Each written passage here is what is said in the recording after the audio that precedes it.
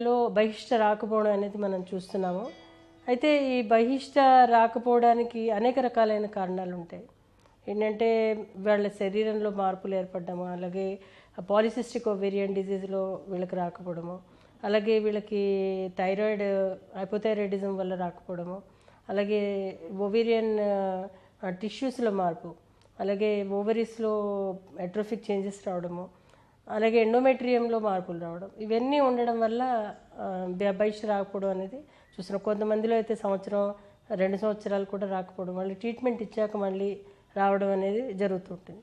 అంటే ఏంటంటే brain hormones brain నుంచి రిలీజ్ అయినప్పుడు మళ్ళీ ఈ యూట్రస్ అలాగే ఓవరీస్ సరిగ్గా పనిచేయనప్పుడు ఆ వ్యవస్థకి అడ్డుగా మార్పడి అక్కడ రాకపోవడం అనేది జరుగుతుంది.